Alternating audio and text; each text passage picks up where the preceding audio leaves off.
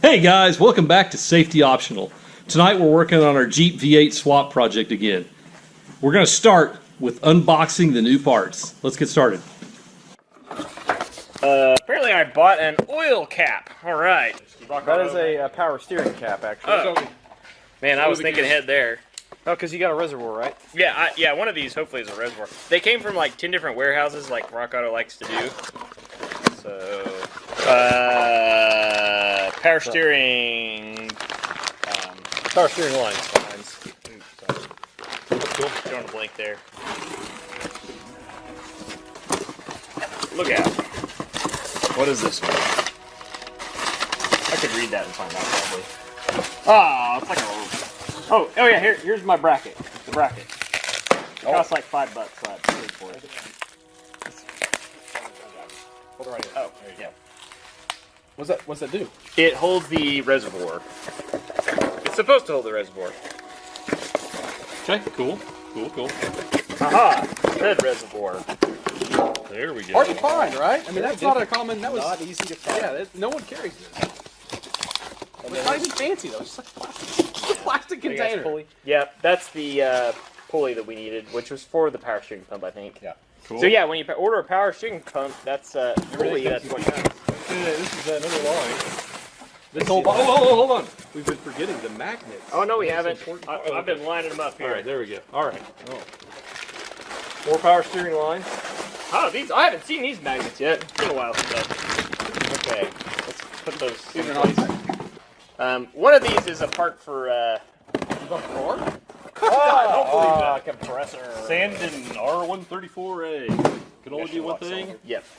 That is our AC compressor. Wait, what'd you buy? That was expensive. I bet it was. But this is one of the more critical parts because this ensures your comfort when driving it. Well, and it acts as a pulley, so that we need in the meantime. The main reason why we're getting this now is because we want a fully functional belt system.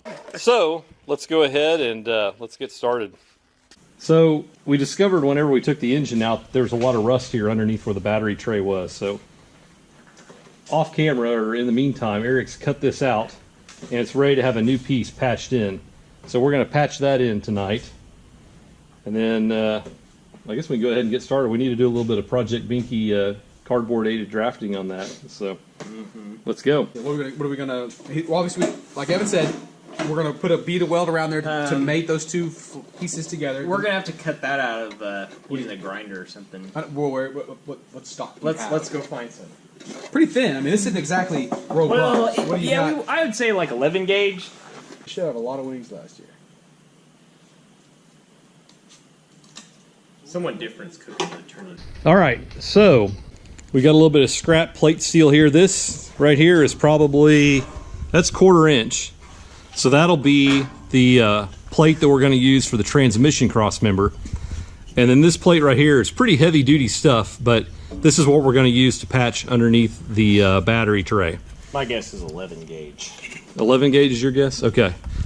And Eric is going to cut it with the old cutoff wheel on the angle grinder. Trusty angle grinder. All right. Oh yeah.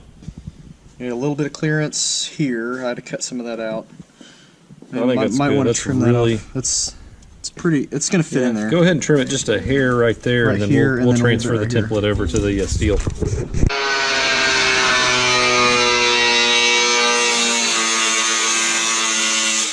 Okay. All right, first test fit. Hey, good job. Hey, we can fill those gaps with weld. Really good. Yeah, show us one more time.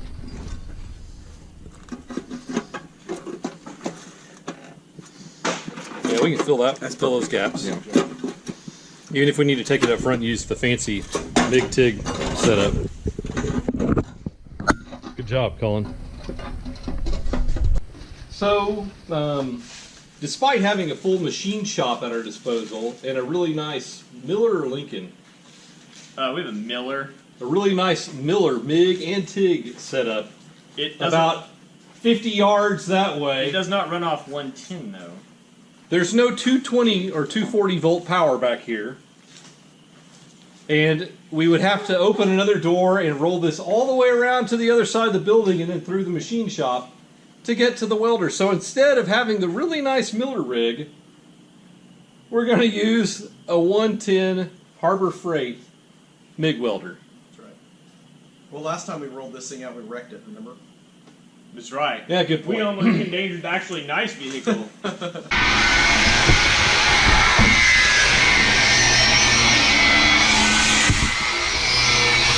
hard to tell me what. No, well, I don't think so.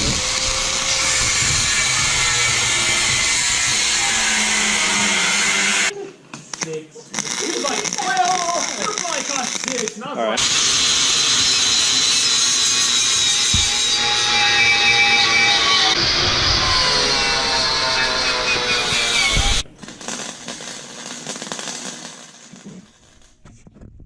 I'm just grinding off these booger welds.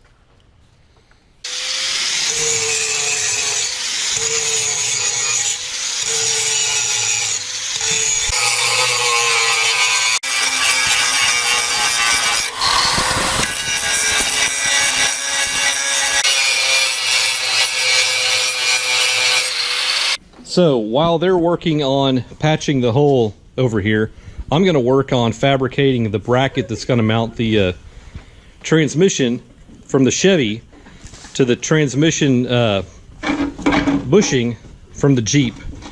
So I've got the Jeep transmission crossmember here, and I've got some cardboard, and we're going to make a plate that's going to bolt here.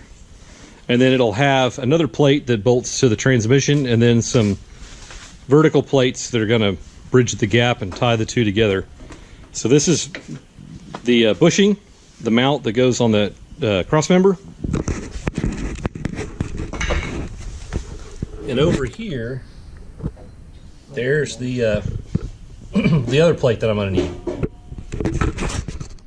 So I'm going to make some cardboard templates.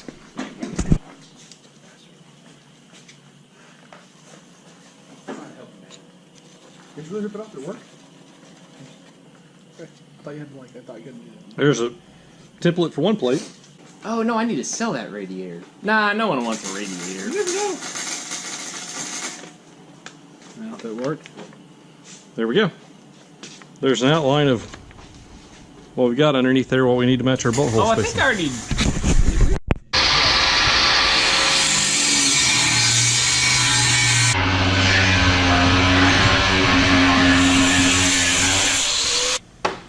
I'm about to have a life goal realized.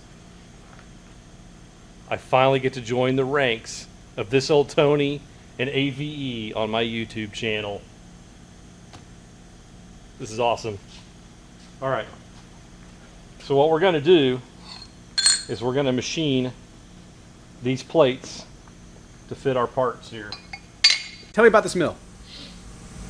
This is a Supermax mill. It's a pretty standard knee mill for a machine shop, but for the average home user, this is really nice. I mean, this is a production, back in the day in like the 60s, this was what we made all of our parts on, so this was a really nice mill. Plus the two more Bridgeports over there. Right, and so it is still a very nice mill. In fact, they still make them pretty much just like this if you were to go out and buy one today. Just now, most production shops use CNC machines instead of manual machines like this one. Or like the Haas over there in the corner. Yes. The Haas mill, or this Puma. Although I don't recommend the Haas. It makes a ominous squeak noise that costs $6,000 to repair. So they're not my friend now. These are just going to be through bolted, so it doesn't matter. I mean, the size is not super critical. Don't break nothing now, man. We're not using this.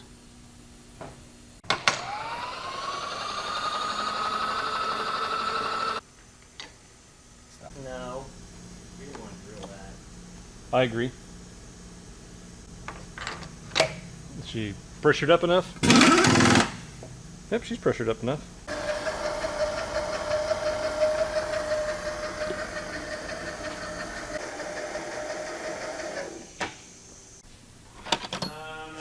don't know if we do have Not going to be one for this damn thing, though. It should be over here. Right there. Yeah. Yeah, that'll work. Is that so You said you don't want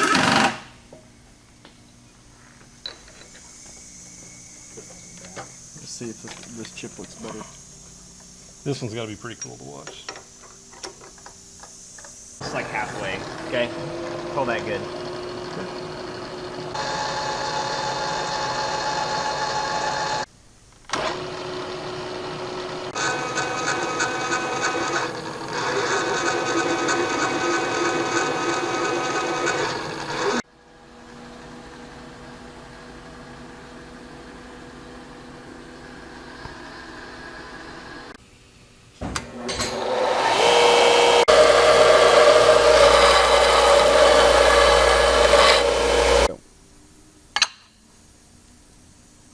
A perfect fit.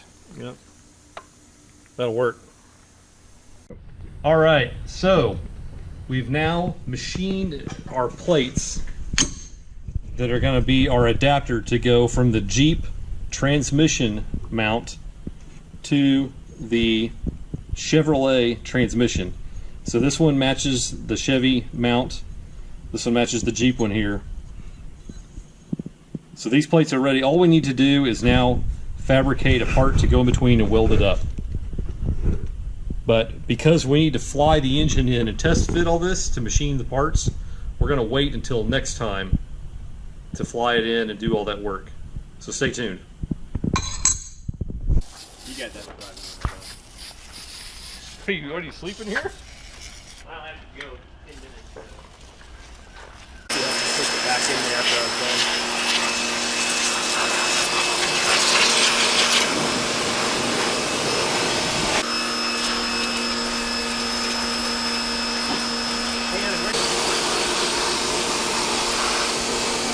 All right, get the valve cover.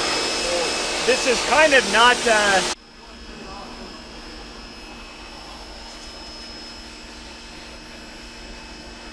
Well, we didn't get as much done tonight as we'd hoped for. We were hoping to get a lot more progress on the transmission mount, but we got distracted with our side project, burning barrels. So look for that in one of our other videos.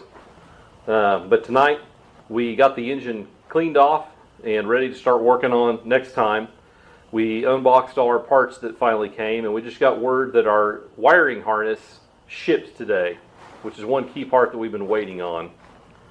We also got the plates for our transmission mount adapter cut and drilled. So in the next episode, hopefully we'll get that made. So, you know, little by little, we're making progress on this thing. We need to maybe not get so distracted with side projects, but hey, that's what makes this all fun. So if you're new to the channel, I'd like to thank you for tuning in. If you're a long-time subscriber, I'd like to thank you for sticking with us. We've got some great things in store, so stay tuned. Thanks for watching. We'll see you next time. I'll start over again. I don't know what I'm saying. I'll edit that part out.